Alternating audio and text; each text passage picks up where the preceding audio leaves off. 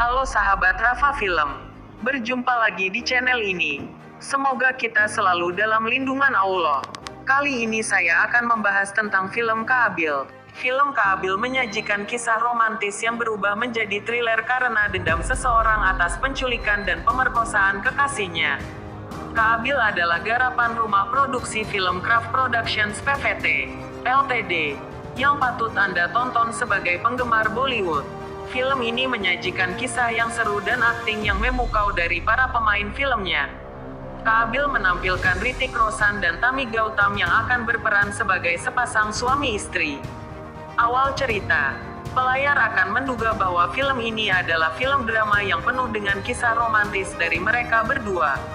Bagaimana tidak, mereka menjalani hidup bahagia dan tawa walaupun mengalami kebutaan sejak lahir. Namun seiring cerita berjalan, semuanya berubah menjadi kisah yang kelam. Cerita romantis Rohan Bhatnagar Hrithik Roshan dengan istrinya Supriya Sharma, Tammy Gautam, berawal dari teman Rohan yang mengenalkan Supriya padanya dan akhirnya mereka menikah. Suatu hari ketika keduanya sedang dalam perjalanan ke rumah, mereka berpapasan dengan Amit Selar Rohit Roy dan Wasim Sahidur Rahman. Wasim yang sedang mabuk mengganggu pasangan tersebut dan membuat Rohan marah. Sempat bersih tegang namun akhirnya mereka dapat pulang ke rumah. Keesokan harinya Rohan berangkat kerja.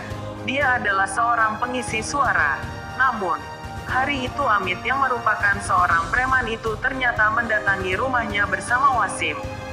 Supriya yang tak berdaya diperkosa oleh Amit dan Wasim. Ketika Rohan mengetahui kejadian tersebut dia menelepon polisi.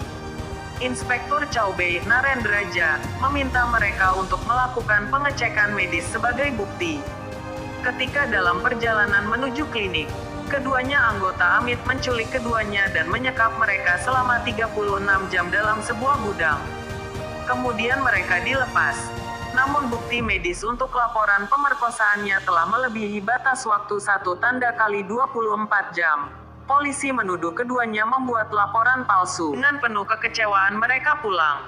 Sementara Supriya berusaha untuk kembali hidup seperti biasanya. Rohan berubah menjadi dingin dan pendiam. Hal itu membuat Supriya makin sedih. Suatu pagi, ketika Rohan menyadari perbuatannya dan hendak meminta maaf, dia mendapati istrinya telah bunuh diri, tergantung dalam rumah. Kemudian Madhavrao mendatangi Rohan dan memberitahunya bahwa adiknya Amit telah memperkosa Supriya 2 kali. Rohan menemukan buku harian istrinya yang ditulis dalam braille yang berisi kesedihannya karena kembali diperkosa dan menjadi penyebab dirinya memutuskan untuk mengakhiri hidup. Hati Rohan semakin hancur.